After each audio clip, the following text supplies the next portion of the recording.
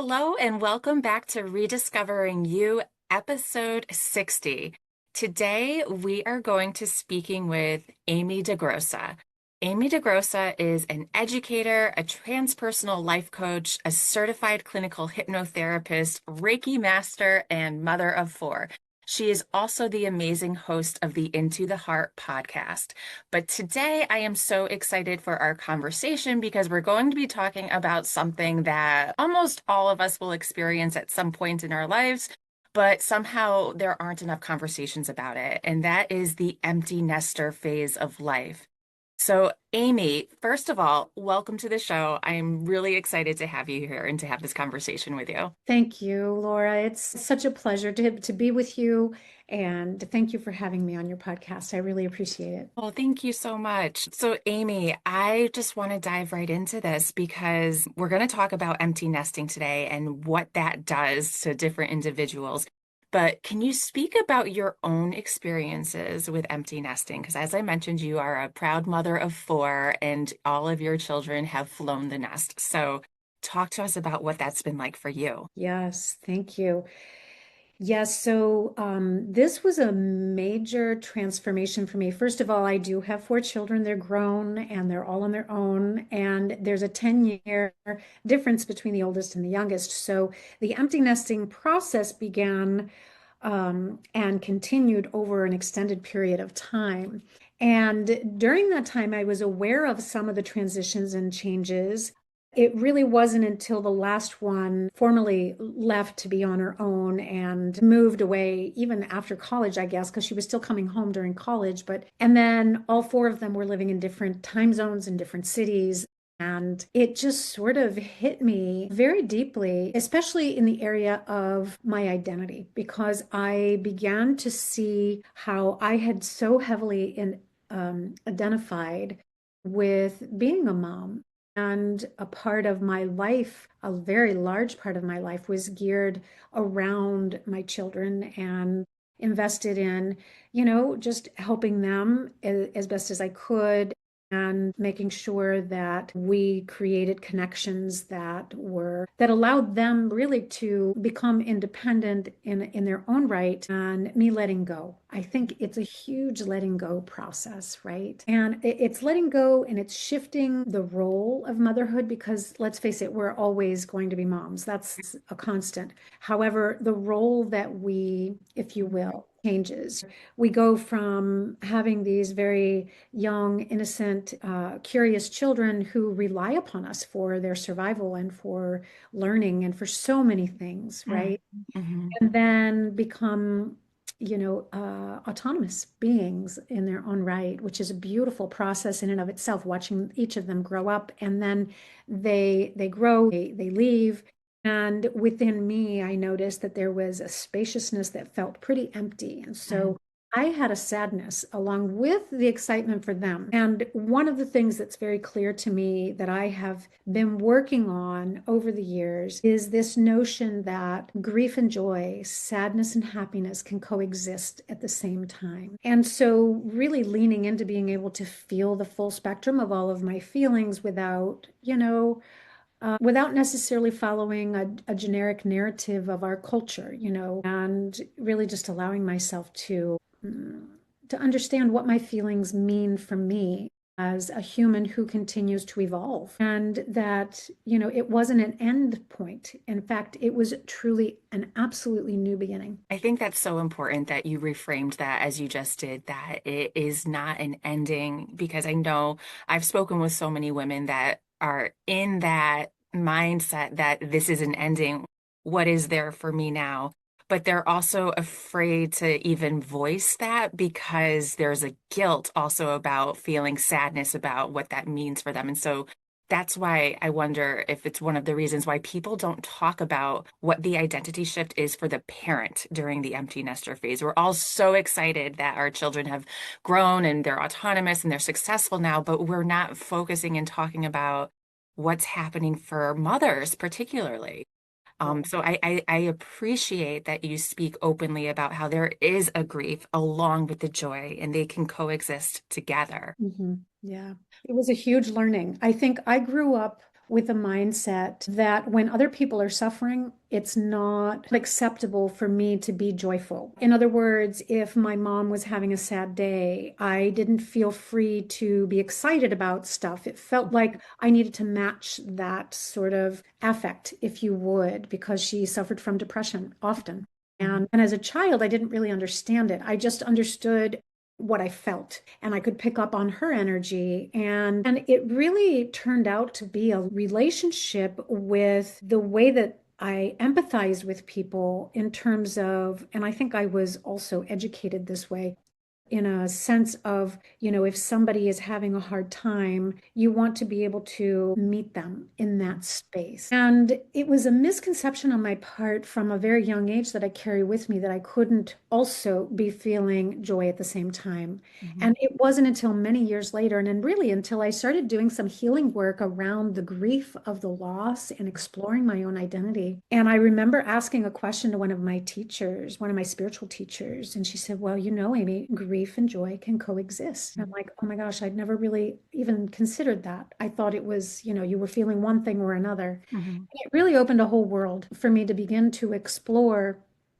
how having empathy for people and having compassion for others doesn't necessarily mean that my experience is their experience. And so learning how to separate my experience from theirs was a process for me Mhm. in shifting my roles, and especially then applying that to the letting go process of, oh, wow, I have these incredible, amazing grown adult children who are making their own choices. My husband and I provided a framework for them and a springboard to launch them. And it was with great delight that we watched them launch, Mhm. right? And move on. And so there's the excitement and also just the pride, right, of watching your kids succeed and find their way because they also stumble and also had challenges and also Mhm. had, difficult times, and knowing to trust them, learning how to trust them to handle their own life circumstances,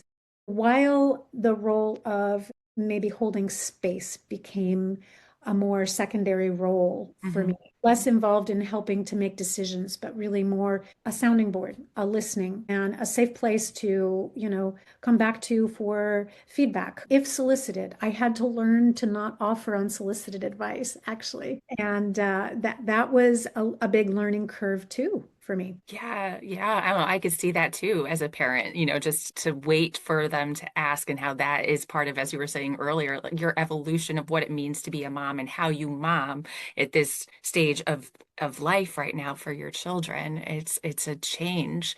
I was Mhm. wondering if you could speak a little bit about, because you also said that this is a beautiful beginning point for you. What have been some of the surprises or some of the wonderful things that you've started to notice about this new phase of life? What a beautiful question. I think stepping into the discovery of what my heart really desires to experience in life. And it led me on a spiritual quest, to be honest, to get to know myself as a spiritual being, having a human experience. I became a student and a teacher at the School of Metaphysics, which opened a lot of doors for me in consciousness, how to meditate. And it just took me to a path of discovery that I'm going to say I hadn't had time for before, but I also want to add to, I hadn't had an awareness that it was even missing. And so growing in awareness and consciousness became a focal point for me and felt like a safe place to evolve in. And I really have been on that journey ever since. So ever since my kids have kind of flown and moved out of the house, and none of them live near me. They all live very far away, which is wonderful. I get to visit some incredibly beautiful places and them. And it allows me to continue to explore my purpose in life. And I have discovered that even though I am a professor at a university and I teach Spanish for a living, and I love doing that, I love being a university professor, there is another part of me that is really curious and yearning to be a part of the healing world. And so as a result, I became a clinical hypnotherapist. I did my own healing work and continue to do that along the path. I also became a Reiki master, and it has created a lot of curiosity within me to help me rise in ways that I never really knew were possible. I love that. I really do. And I can relate to what you said about just embarking on your own spiritual journey and recognizing that we are spiritual beings, how that in and of itself has just opened up so many doors of possibilities of your purpose, your identity, who you are, what is possible. And so I love that. And I wish more people were aware of that and what they can tap into. I was wondering if you could speak a little bit about why you are so passionate and so skillful about helping empty nesters in this phase of life. I think it is a real crossroads of it's a transformative passage, if you Mhm. will. And for me, it was such a critical moment in my life where I really started to be able to have the spaciousness in life to focus on what was meaningful and to really drill down into what my purpose is. And so I want women to know that are going through this transformation that and it may not come right away. It may take a while for you to even feel into or tap into what may be lying underneath the surface in our feelings and it could even be unconsciously to some degree, right? And how we operate as human beings. And especially as mothers, we're wired a certain way to create circumstances that may match our being needed as a mom, for example. And maybe also to tap into the ways in which, as divine feminine beings, that we can really offer healing in together. And Mhm. by seeking to share the experiences that we're having with others. At least it was that for me. I stepped into a group healing situation where I was able to feel witnessed and seen and feel safe. Mhm. And those things were extremely important gifts for me that allowed me to be vulnerable with myself and to really learn to trust my feelings. And essentially, that's what I offer is a safe space for people to start exploring who they are, who they are in addition to being a mom In and the role. addition to, Yeah, in addition to and beyond the roles that we have, right? So I think learning how to trust ourselves and also learning how we are responding to the circumstances, the people, and the relationships that we are involved in, including in the workplace or at home or in our friendships, so that we can feel more connected to our authentic selves. yeah, that's beautiful. So I'm wondering, because you have such a wealth of expertise and you wear so many different hats. I mean, you're an educator, you're a hypnotherapist, you're a life coach. It's just amazing the amount of resources that you have at your disposal to be able to help your clients. Can you share a little bit about how are you able to use all of the knowledge and tools that you have in order to help women take those first steps in the beginning when they're feeling really icky about their kids have just left and what am I doing with my life now? It's a really important question that you ask because I think first steps are always the most courageous. And a lot of it revolves around awareness. It's tapping into what am I feeling and what do I know to be true about myself and where am I? So I think the very first thing is to get oriented and to have a place where a springboard, if you will, or a launching place to understand, okay, this is where I'm at. These are the things that are happening in my life. This is what I'm feeling. And to be honest with ourselves about what's coming up. And then to also bring in elements of great, I think I'm going to call it the gifts that we all have within ourselves, things like resilience and tap into our intuition and the gifts that we have that help us succeed in life, right? And to use samples of situations where those experiences have really allowed us to see clearly what we desire and where we're headed. And so I think having an idea and an awareness of where we are as a baseline is really important. And then leaning in a little bit to what is desired, what is the next thing that might be on someone's radar that they want to experience. And it could be a feeling. It could be a feeling of relief, for example, or it could be a feeling of connectedness, or it could be even not feeling so sad, or and exploring into all of the emotional components of that using visualization, for example, could be a really powerful tool to envision oneself, in a month from now, or 3 months from now, or a year from now, and to kind of get a clear sense of where one is being guided. Mhm. So a lot of it is tapping into the inner resources that we already have within us that may be lying even dormant that we're not even aware of. Yeah, I mean, to be able to help people see the unique gifts and qualities that they have in order to blossom in this next phase of their life is such a beautiful thing that you're able to do to help others. Because it, like, honestly, it truly saddens me. A lot of women that I've known personally and professionally that have entered the empty nesting phase of life kind of feel like a sense of, okay, I'm just kind of fade into black right now. Like, what is there for me? It's too late.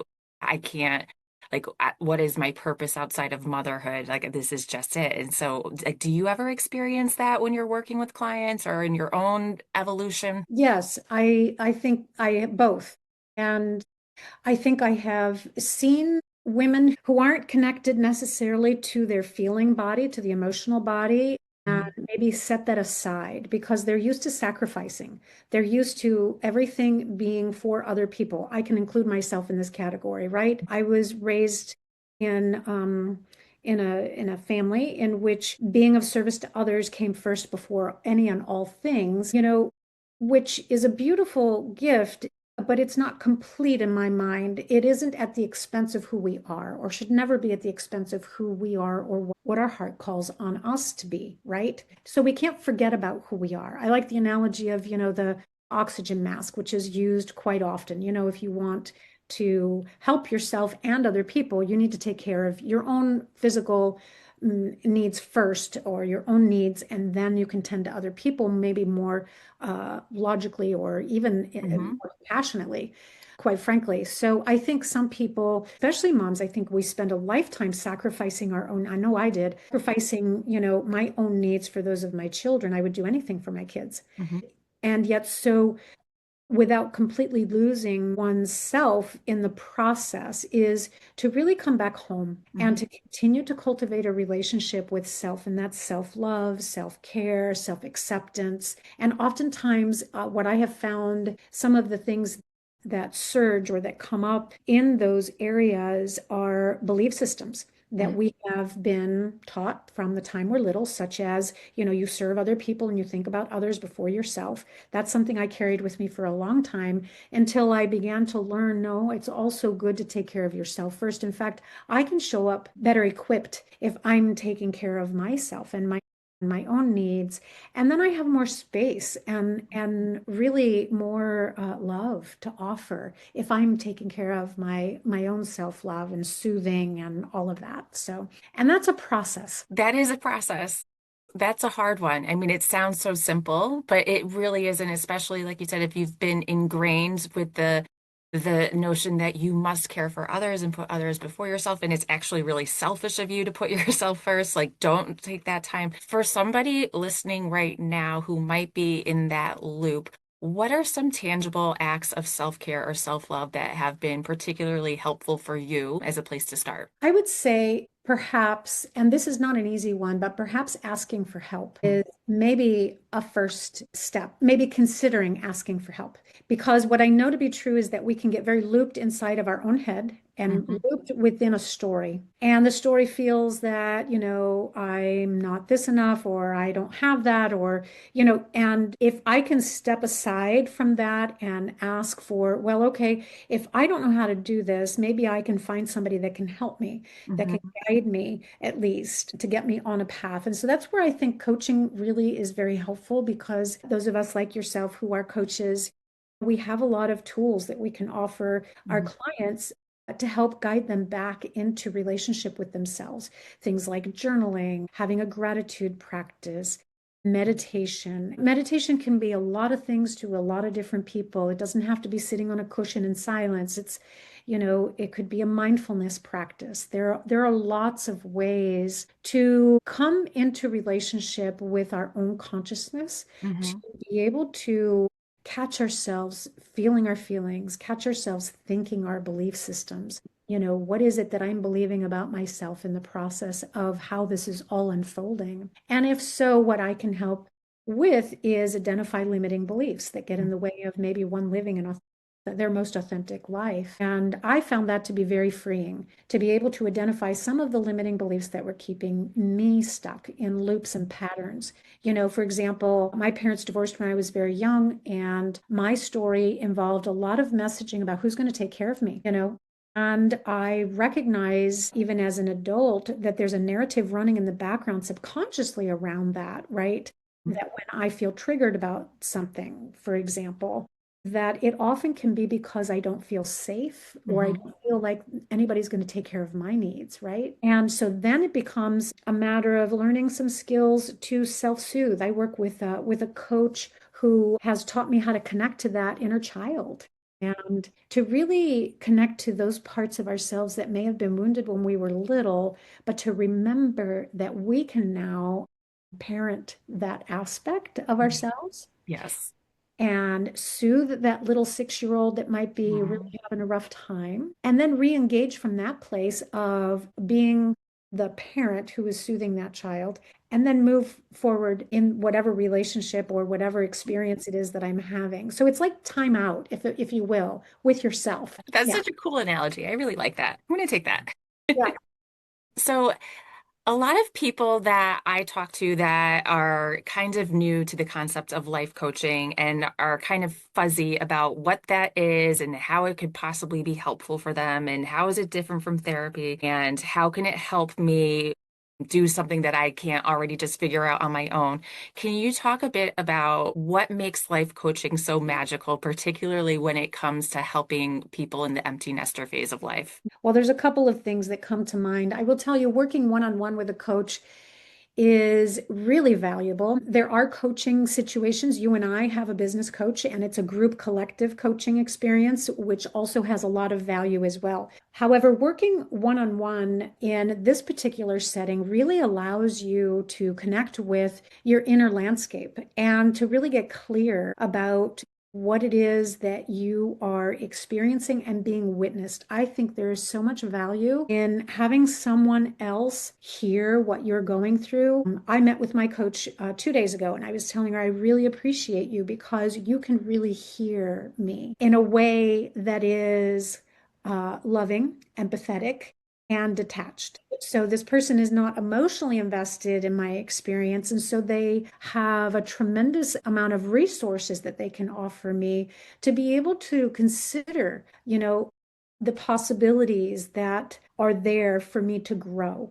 And I think life coaching, the way that I see it, a life coach really helps us to figure out where we are in the present moment so that we can create circumstances of possibilities moving Mhm. forward and to be able to look at what's possible in front of us. It Mhm. relies less about the past as therapy. Therapy is really invested in maybe digging deeper into past experiences to find out the source of them so that there can be a healing around the Mhm. source of something. And that's very valuable too. I think both modalities are important, but they are unique in and of themselves. I really do believe that life coaching is really maybe more about moving forward. Therapy, while it can have that element to it, it really focuses on healing the past and connecting to wounding, trauma, and maybe just unfinished business that Yeah, we may.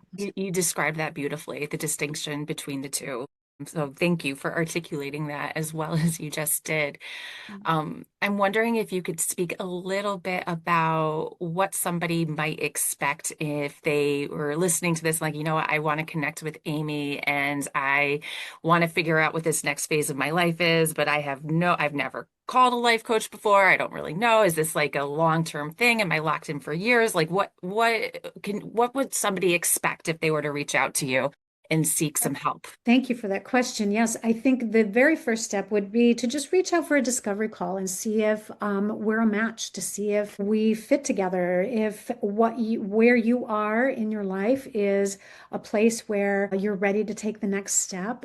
and see if we can work together. That would be the very first step. So what you can call me, it's a free discovery call. You can find me on pathways to purpose coaching.com is my website. I have a calendar there where you can sign up for a discovery call, or you can email me. I'm at amy@pathways-to-purpose-coaching.com and set something up through email. But I would think the very first step would be just let's connect, let's have a conversation, and I would love to talk to you. Can't recommend Amy enough. You are just such a wealth of wisdom and experience and knowledge. And I am so happy that you're sharing your gift with others, particularly women in the empty nester phase of life, because this is a group of wonderful people that I feel are sometimes forgotten or made to be felt invisible.